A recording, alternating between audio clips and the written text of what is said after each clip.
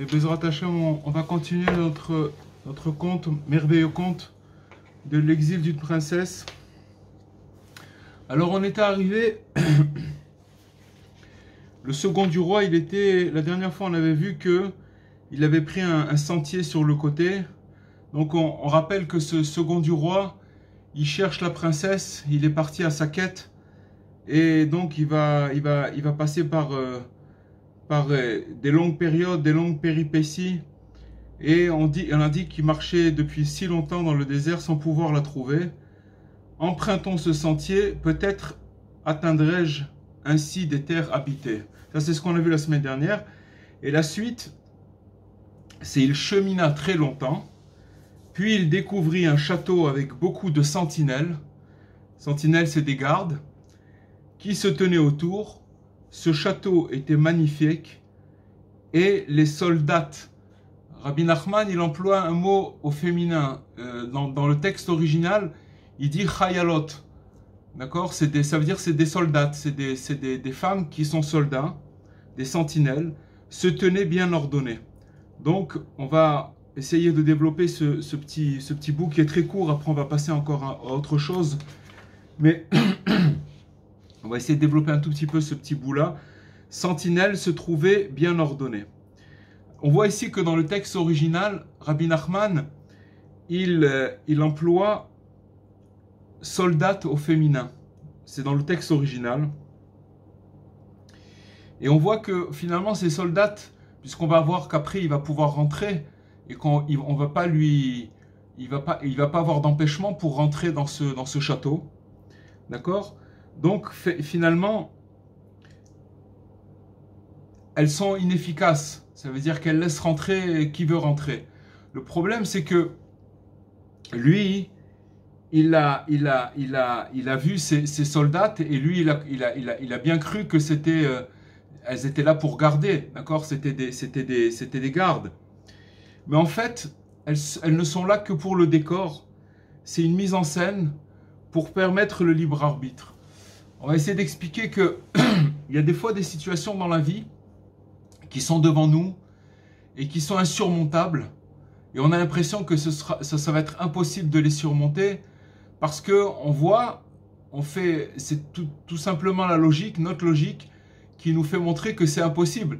Si quelqu'un il se trouve devant un endroit gardé et qui voit des soldats, une sentinelle c'est fait pour garder l'endroit, pour qu'il n'y ait personne qui puisse s'introduire dans l'endroit qu'ils sont en train de garder. Donc n'importe qui, quelqu'un de sensé, qui est un peu raisonnable, il va se dire, bon, ben, si c'est gardé, je ne peux pas rentrer. Donc à cause de ça, il va rebrousser chemin. Mais en fait, on voit dans ce conte que le fait qu'elles étaient là, en fait, elles étaient là que pour le décor et pour le libre arbitre. À leur seule vision, quand le second du roi il a vu ces sentinelles, s'il avait été faible, alors ou peu motivé, alors il allait rebrousser chemin. Et il aurait donc une bonne raison de démissionner. En fait, c'est pourquoi le libre arbitre?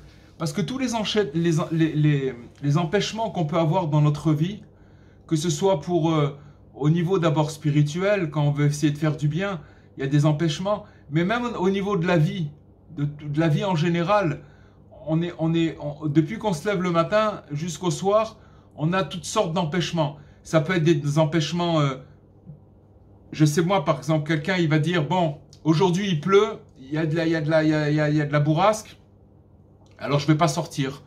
Et donc il va remettre une chose qu'il devait faire parce qu'il pleut. Mais c'est seulement un empêchement, ça veut dire s'il surmonte cette chose-là, il voit qu'il finalement il peut faire la chose. Au niveau spirituel, c'est la même chose. Dès qu'on veut faire des bonnes choses, on a des empêchements. Ou alors des fois, en général, la majeure partie du temps, ce sont des empêchements qui se trouvent dans notre esprit, qui nous font croire certaines choses, et à cause de ça, on peut démissionner. Et finalement, on peut assimiler ça à des sentinelles. Ça veut dire c'est des choses qui gardent notre esprit et qui nous empêchent d'aller de l'avant et de continuer à avancer. Et en fait, le second du roi, il aurait pu se poser la question, un homme désarmé peut-il se battre contre de redoutables fantassins? C'est-à-dire que maintenant, moi, j'ai pas d'armes, d'accord? J'ai des gens en face de moi qui ont des armes et qui gardent comment s'appelle, ce château.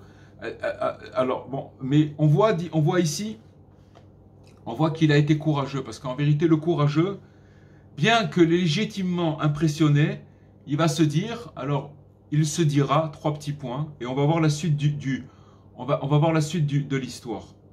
Il prit peur à cause des gardiens. Donc il a eu, un doute, il a eu peur. Peut-être allait-il l'empêcher d'entrer. Il a commencé, c'est tout à fait normal et logique que la première question qu'il va se poser, puisqu'il voit des gardiens, ils ne vont pas me laisser rentrer. Il réfléchit et se dit, je vais essayer. Ça, on va voir que c'est une phrase clé dans le conte. Parce que finalement, s'il n'avait pas mis ses doutes de côté et il n'avait pas pris son courage à deux mains, à la vue de cette sentinelle, il aurait rebroussé chemin.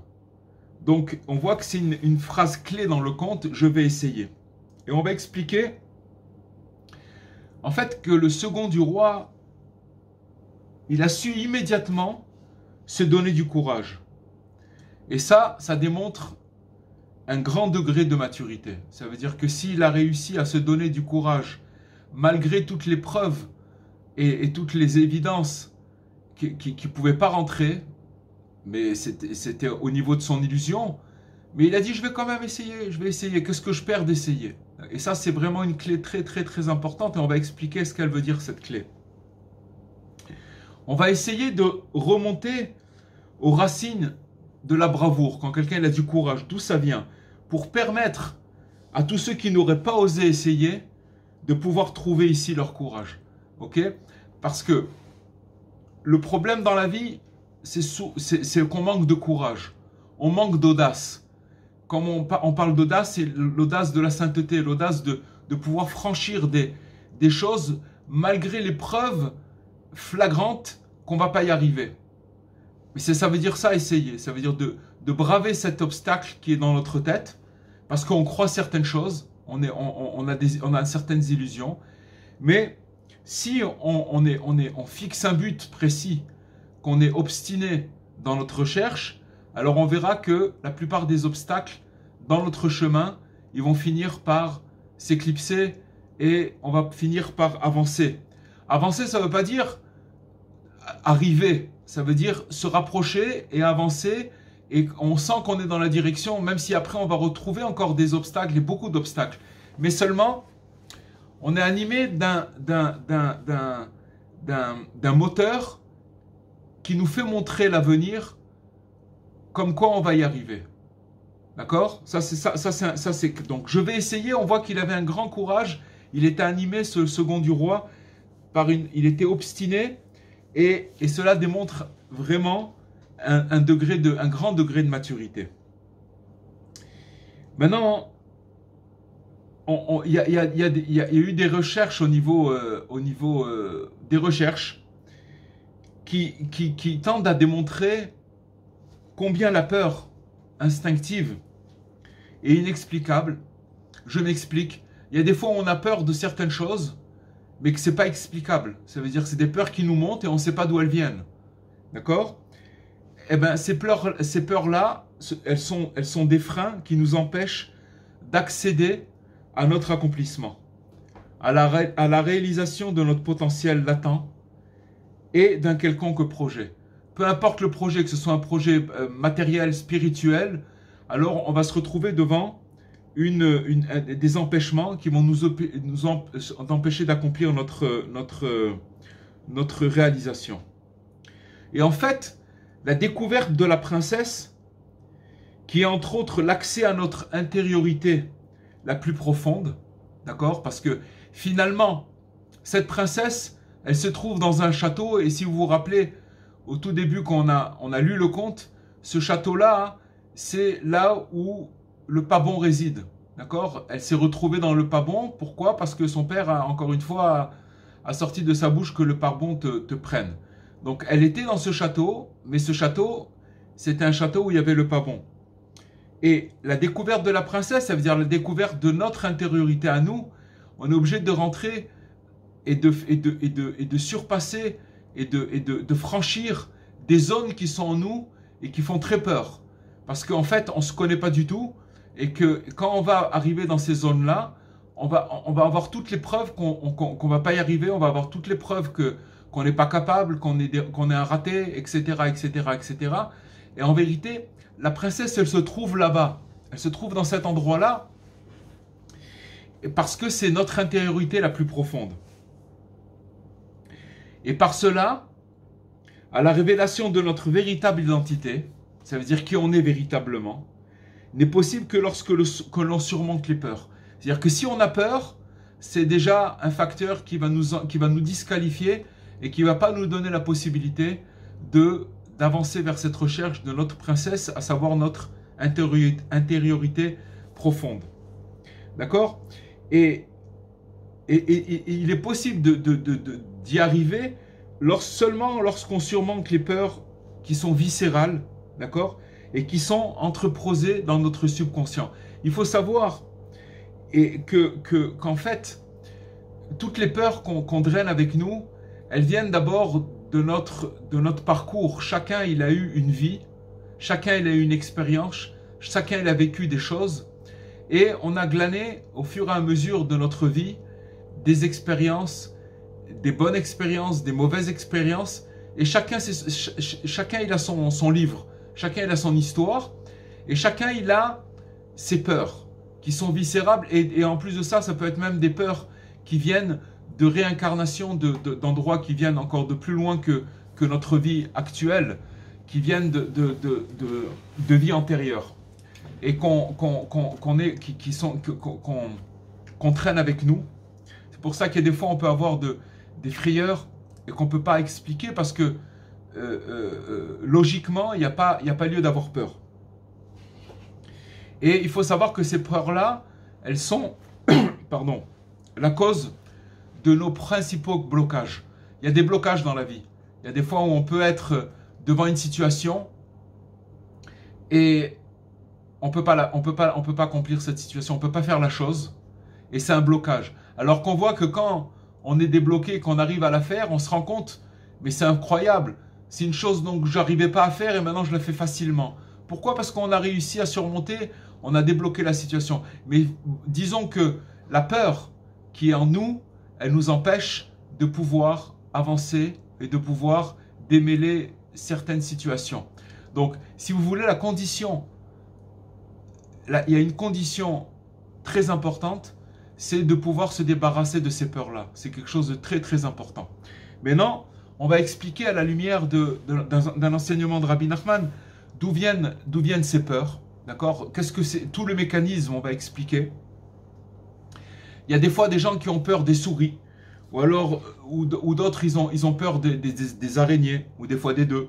Il y en a d'autres qui ont peur du vide, de la vitesse, ou alors des gens qui vont voir par exemple quelqu'un en uniforme, un uniforme de police ou un soldat ou n'importe quoi, ils vont avoir peur, ça va éveiller en eux une crainte, d'accord, inexplicable, ou tout simplement un claquement de porte, d'accord.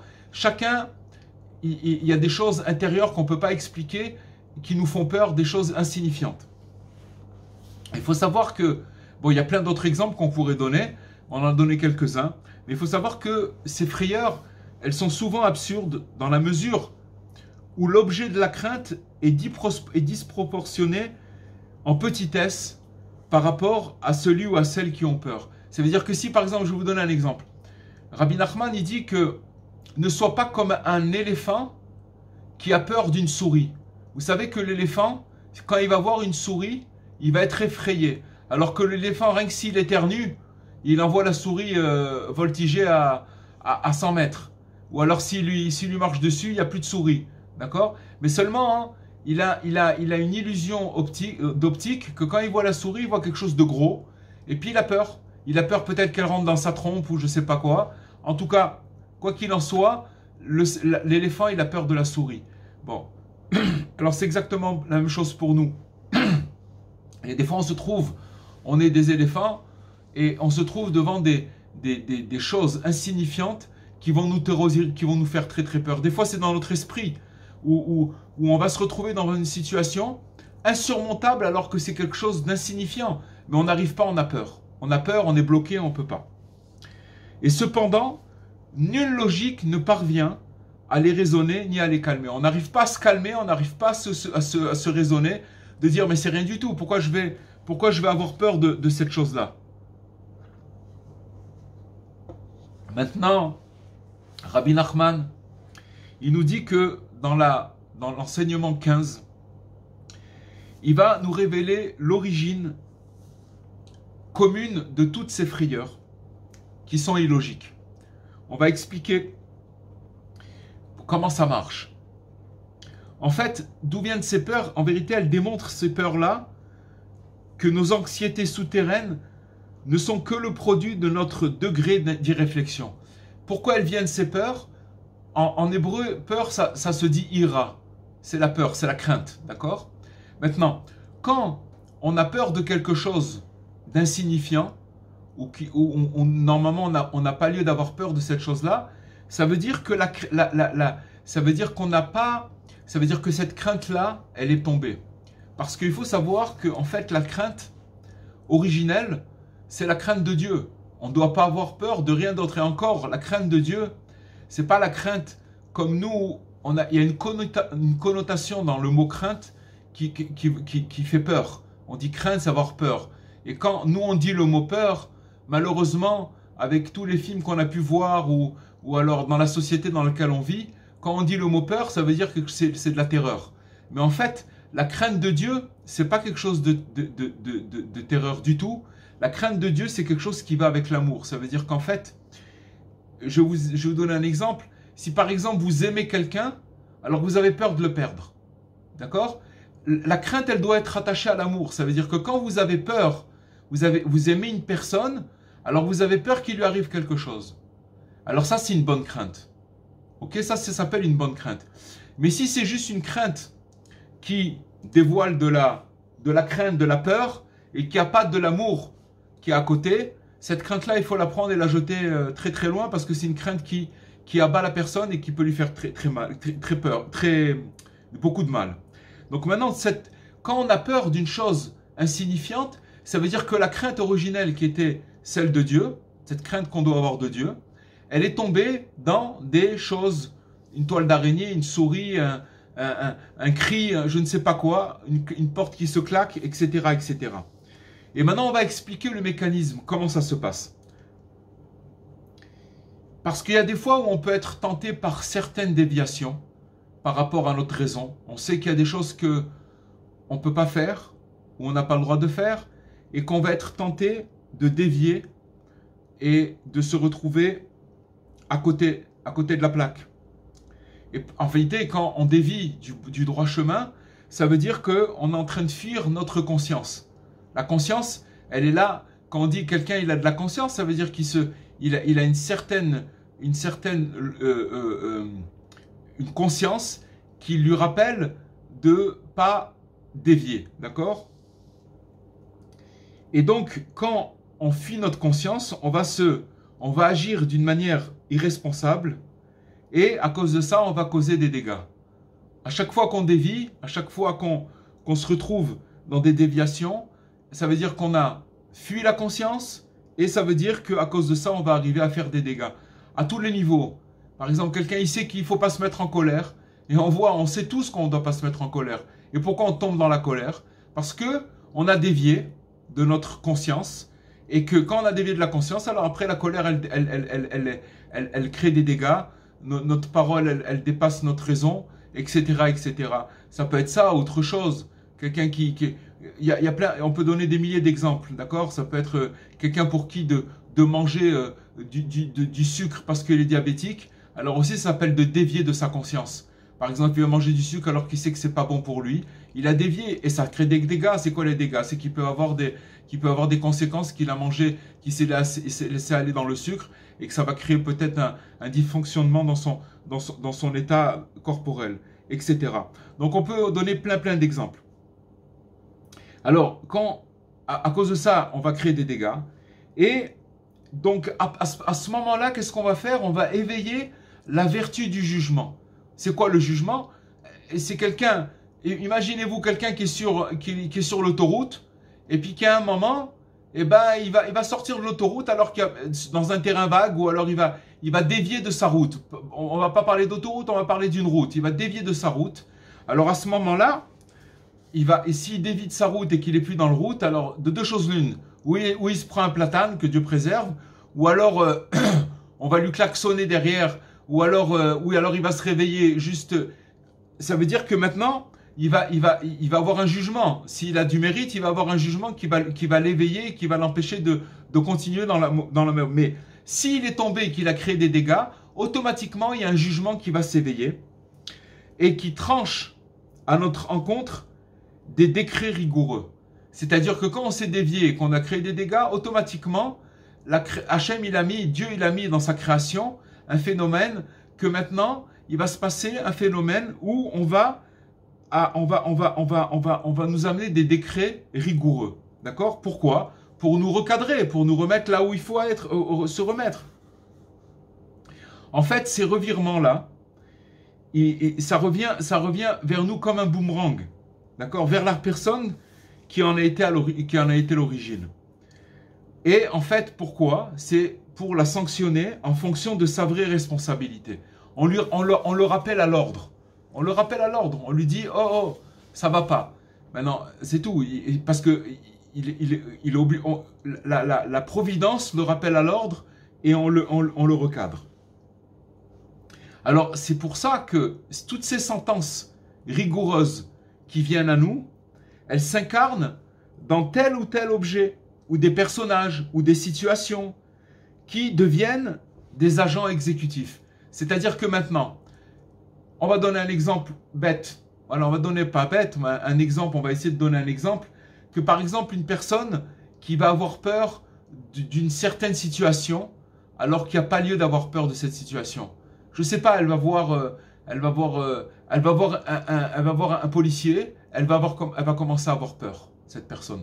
Pourquoi elle a rien à se reprocher, mais ça devient l'agent exécutif parce que cette même personne, elle a dévié de son chemin, elle a fui sa conscience et donc elle a créé des dégâts.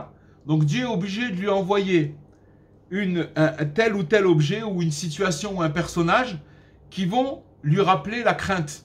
Mais maintenant, le personnage ou l'objet qu'on va lui envoyer, si elle se raisonne, elle comprend qu'il n'y a pas lieu d'avoir peur, mais elle va avoir peur. Maintenant, en fait, pourquoi cette peur, elle tombe dans cet objet ou dans ce personnage ou dans cette situation? Tout simplement pour éveiller la personne au jugement. Pourquoi? C'est alors que même malgré la petitesse de cet agent, d'accord, de ce phénomène, de cette situation, de ce personnage, et en vérité, elle est insignifiante, eh ben, elle va éveiller chez la personne une peur disproportionnée. Maintenant, si on admet que cet agent actif, d'accord, cette situation, ce personnage, peu importe, qui nous fait peur, ou cet objet qui nous fait peur, si on admet qu'il s'agit d'un appel du ciel pour nous recadrer, pour nous dire, attention, si tu as peur maintenant, c'est tout simple, je vais vous expliquer. Si on a peur de quelque chose d'insignifiant, ça veut dire que la peur originelle, elle est tombée dans cette chose-là, alors qu'on devrait avoir peur de Dieu. Et si on a peur maintenant de quelque chose d'insignifiant, ça veut dire que on a perdu la crainte de Dieu, que la crainte, elle est tombée dans cet objet, et elle nous fait peur, cet objet ou cette situation, ce personnage, il nous fait peur pour nous rappeler qu'il faut remettre cette peur qui est tombée, la ramener à son endroit originel, ça veut dire de l'amener à son endroit originel. Et comment on la ramène à son endroit originel? On la ramène à son endroit originel en se jugeant, en faisant un jugement sur nous-mêmes, une introspection, de commencer à dire, ok, voilà ce qui m'arrive, j'ai dévié, j'ai un problème, alors demander de l'aide de Dieu, d'abord de faire un constat, je suis en tort, j'ai un problème. Maintenant, quand une personne, elle fait ça, alors c'est marqué dans le Talmud que quand il y a un jugement en bas, alors on annule le jugement en haut. Pourquoi? Parce qu'on a rétabli tout simplement la vapeur, on a inversé la vapeur. Au lieu d'avoir peur de ces agents actifs qui nous font peur, alors quand on va se juger, seulement il faut attraper l'appel, parce qu'il y a des fois, il y a des gens qui ont très peur et qui peuvent devenir parano, etc. Et ils ont des peurs qui traînent avec elles. Mais là, Rabbi Nachman nous donne un secret extraordinaire. C'est-à-dire que toutes les peurs et les blocages qu'on peut avoir en nous, elles viennent du fait qu'on ne s'est pas jugé. Et donc cette peur, elle se véhicule à travers des objets, des situations, des personnages, etc. Et donc, notre travail, c'est pour ça, encore une fois, vous allez dire, on répète, mais bon, Hachem, on est là pour ça, et que Rabbi Nachman, il a parlé de la Hitbo des doutes. Un volet de la Hitbo des doutes, c'est justement de faire une rétrospection de ce qui se passe avec nous tous les jours. Tous les jours. Il y a des événements, on voit qu'une journée, elle commence, elle se finit, d'accord? On peut commencer une journée du mauvais pied, puis après on voit que ça s'arrange après un peu plus tard. Mais à la fin de la journée, il faut faire un bilan. Le bilan, voilà, j'ai eu un problème là, j'ai eu un truc, et puis essayer de savoir quoi, comment, etc. À partir du moment, ça s'appelle se prendre en main. Ça s'appelle se prendre en main, ne pas laisser une journée passer sans réfléchir de ce qui s'est passé dans la journée. Quand une personne, elle fait ça, même si le fait de se prendre en main, c'est quelque chose apparemment devant la tâche qui nous incombe, c'est quelque chose d'insignifiant. C'est comme si que maintenant je vous disais, ok, vous voyez cette grande montagne là, il va falloir casser cette montagne et l'aplanir, d'accord? Mais c'est un travail de titan, c'est un travail qui peut prendre des années, peu importe.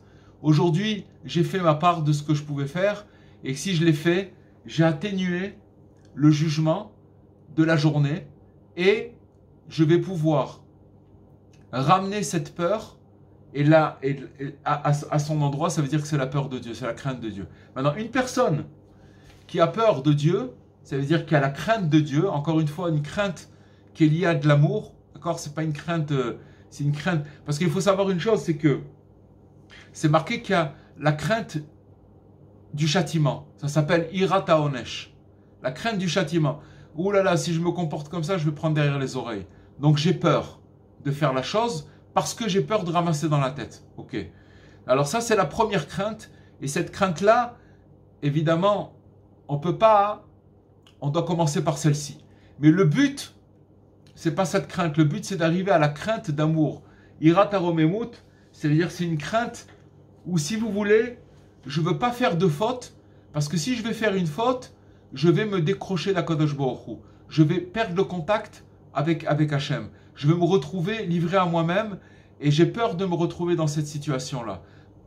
Quand on dévie de notre chemin, quand on faute ou quand on se trouve dans une situation où on dévie et qu'on crée des dégâts, il y a un moment où on se sent complètement coupé. En vérité, c'est une illusion parce que Hachem, il est toujours avec nous. Mais seulement, si vous voulez, c'est comme si on a mis un voile devant nous. C'est comme si on a mis un paravent et on n'arrive plus à voir Hachem. Et Hachem, il est là, il est toujours là. C'est pour ça que à ce moment-là, dans un autre endroit, c'est marqué que quand une personne, elle se trouve déchue, tombée, etc., elle doit demander à Dieu, où c'est que tu te trouves dans mon endroit? Maintenant, j'arrive plus à te voir. Aïe, où es-tu?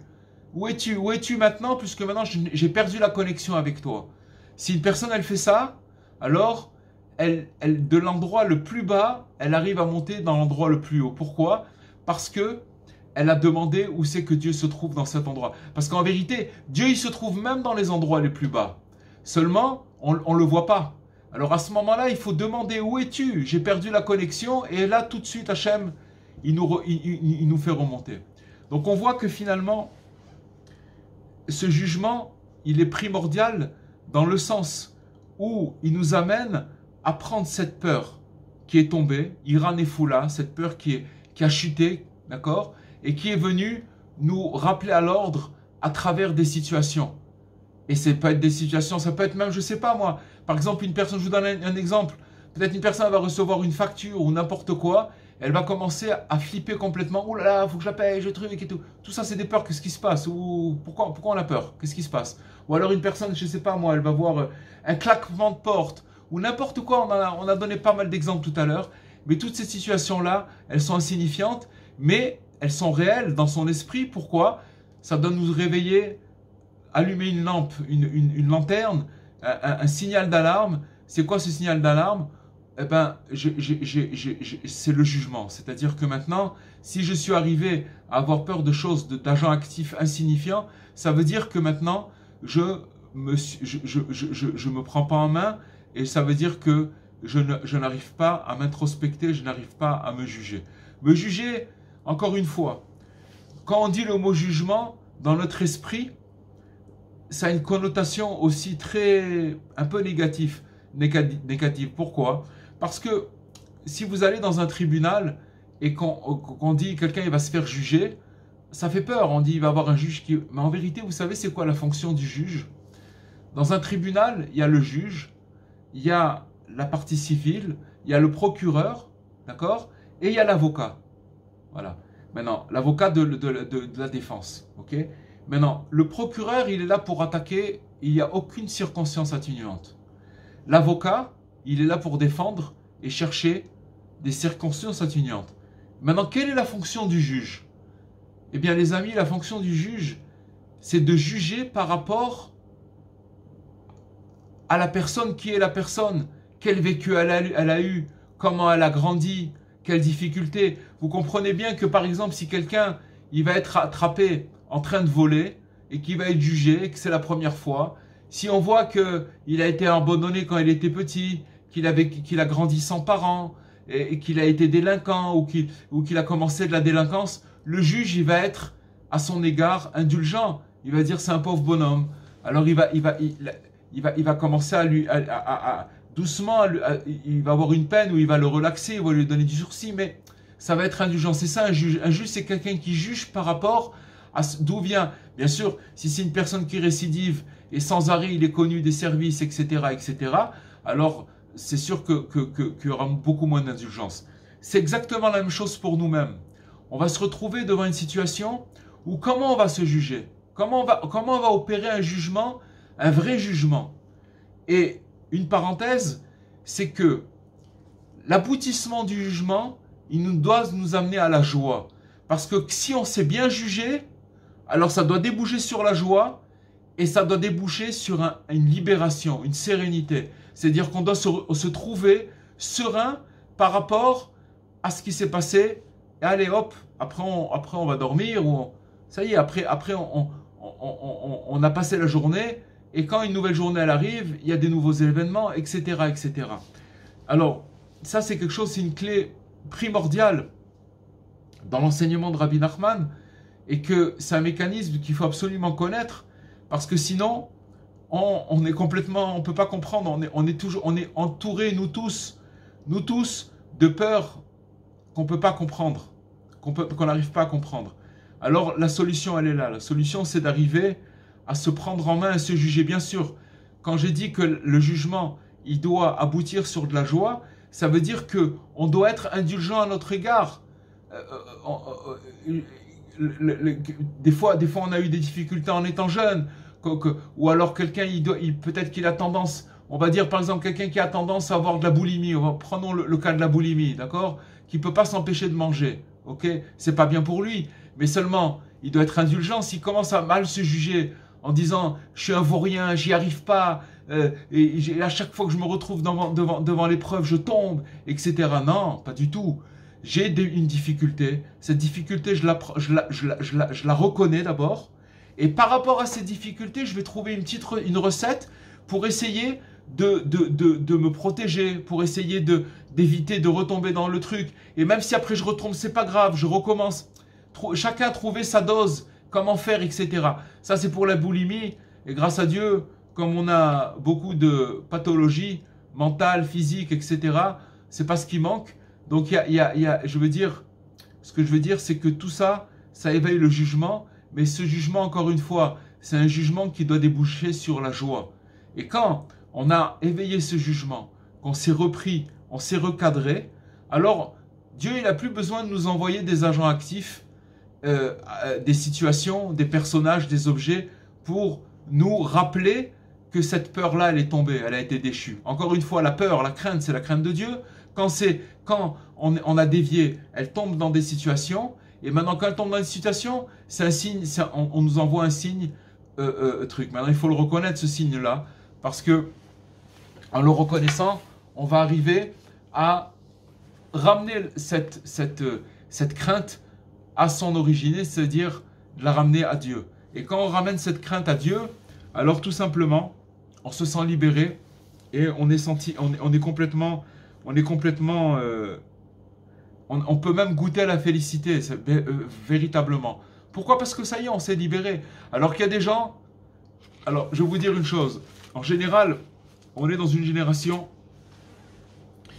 de parano, d'accord? Et il faut savoir une chose, c'est que il y avait un professeur qui s'appelait le professeur Baruch, que j'ai connu. Je l'ai connu, il est décédé, je pense, en 1988 ou 89. Moi, je l'ai connu peut-être une année avant de décéder. C'était un élève de Freud, un psychiatre. Et je l'ai connu, cet homme. C'était un homme extraordinaire. Il est décédé à un âge avancé. Je ne sais pas, c'est plus de 90, 95, je ne sais pas exactement. C'est possible. Je pense qu'on peut le voir sur Internet, dans Wikipédia. Le docteur Baruch, professeur Baruch. Et c'était un élève de Freud.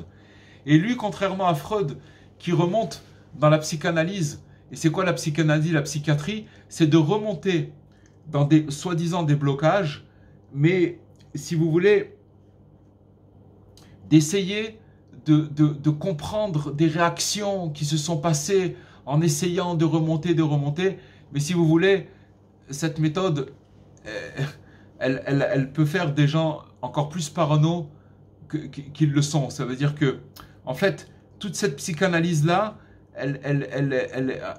maintenant, dans notre génération-là, dans notre génération d'aujourd'hui, on est en train de sortir complètement de cette ère de la psychanalyse et on cherche autre chose. En tout cas, le docteur Baruch, lui, il avait une autre approche. Bien il a connu le Freud, c'est que lui, sa manière de guérir les gens, c'est de les responsabiliser. Leur dire tout simplement que les possibilités que tu as pour te battre maintenant, avec les outils que tu as, essaye de t'en servir. C'est-à-dire que maintenant, tu as une difficulté, tu ne peux pas arriver d'un coup. Mais essaye de faire avec ce que tu peux, petit à petit, de ramener la personne à la raison, la conscience élémentaire, d'accord, du patient, et son bon sens. Avec le bon sens, on peut vraiment guérir. Maintenant, je voudrais faire encore une parenthèse pour dire qu'est-ce que c'est la conscience. Ce qu'on appelle en hébreu le da'at. La conscience, en fait, c'est de rapprocher à nous ce qui est bien pour nous, d'accord? Et de repousser ce qui est mauvais pour nous. Je m'explique. Imaginez-vous quelqu'un, on sait tous, même le fumeur, le plus gros fumeur qui puisse exister, il sait très très bien que de fumer, c'est mortel, c'est pas bon. Pourquoi il fume? Alors ça s'appelle quelqu'un qui n'a pas de conscience. Pourquoi? Parce qu'il n'arrive pas, si vous voulez, à repousser cette chose qui est mauvaise pour lui. Elle est mauvaise pour lui puisqu'il sait. Donc s'il sait que c'est pas bon pour lui et qu'il n'arrive pas à la repousser, ça veut dire ce qu'on appelle quelqu'un d'inconscient. Et dans d'autres termes, ça s'appelle la folie, tout simplement. Donc on est tous fous parce que si on savait par exemple quand on ouvre notre bouche et qu'on parle sur quelqu'un d'autre, les dégâts que ça fait, on se sauverait de dire une parole mauvaise. Malheureusement, on est loin de ça. Il y a des fois, on peut fourcher, on peut partir, on peut dire des choses qui... Alors, que ce soit spirituellement ou physiquement. Il y a quelqu'un qui, comme on a donné l'exemple du sucre, il va prendre une tablette de chocolat alors qu'il est malade du diabète. Ça s'appelle être inconscient. C'est-à-dire que normalement, quelqu'un de conscient, c'est qu'il va attirer vers lui les bonnes choses, ce qui est bien pour lui, et repousser ce qui est mauvais pour lui. C'est ça la personne qui est consciente. Maintenant, et après, alors ça c'est deux choses. Amener vers lui ce qui est bon pour lui, à tous les niveaux, physiques ou spirituels, et repousser ce qui est pas bon. C'est deux, donc aimanter et repousser, et Donc la première tendance, c'est l'amour, puisqu'on va attirer vers nous ce qui est bien bon pour nous, bien que des fois, si par exemple quelqu'un, eh ben, il peut pas, par exemple, on parle alimentaire, c'est pas bon pour lui de manger du sel, alors qu'il aime le sel. Alors, ce qui va s'appeler bien pour lui, c'est de manger pas salé. Ok? Même s'il n'y a pas de goût, même si c'est fade, même si c'est pas bon, s'il trouve pas ça terrible, mais ça s'appelle bien pour lui. Maintenant, s'il croit que ce qui est bien pour lui, c'est qu'il ait du goût, et que ce qu'il va manger, c'est bien salé, c'est bien épicé, alors que c'est pas bon pour lui, alors ça s'appelle pas du bien. Ça s'appelle que, normalement, il aurait dû repousser cette chose-là. Donc, le bien qu'on amène vers nous, qui est le bon bien, le bien qui est bien pour nous-mêmes, ça s'appelle l'amour, ça s'appelle d'attirer les bonnes choses qui sont bonnes pour nous. Et ce qu'il faut repousser, c'est ce qui n'est pas bon pour nous. D'accord? Donc c'est en même temps de l'amour pour rapprocher vers nous et de la crainte pour repousser. Et on voit qu'il y a dedans l'amour et la crainte. Et en fait, c'est ça, le but, c'est d'arriver à cette conscience. Voilà ce que veut dire la conscience. Quelqu'un de conscient, c'est quelqu'un qui arrive à vivre avec ce qui est bien pour lui. Il l'attire, ce qui n'est pas bon pour lui. En général, on est loin du compte. Souvent, on attire vers nous des mauvaises choses et on repousse des bonnes choses qui sont bonnes pour nous, on les repousse aussi. On les repousse. On fait exactement le contraire. C'est ce qu'on appelle être fou. Et Rabbi Nachman, il a dit de toutes les façons, on est tous fous. Pourquoi? Dans la mesure où Rabbi Nathan, il a dit sur Rabbi Nachman, j'ai connu un homme qui était normal, c'était Rabbi Nachman. Pourquoi? Parce que il a pas goûté aux fruits de la connaissance du bien et du mal. Et dans cette mesure-là, sa neshama, son âme, elle n'a pas goûté à cette chose-là. Donc ça veut dire que ça s'appelle être normal. Mais tous les autres, nous tous, on a tous goûté à cette chose-là. Il faut être attaché à quelqu'un de normal pour qu'il nous dise quoi faire et pas quoi faire pour s'en sortir avec l'aide de Dieu.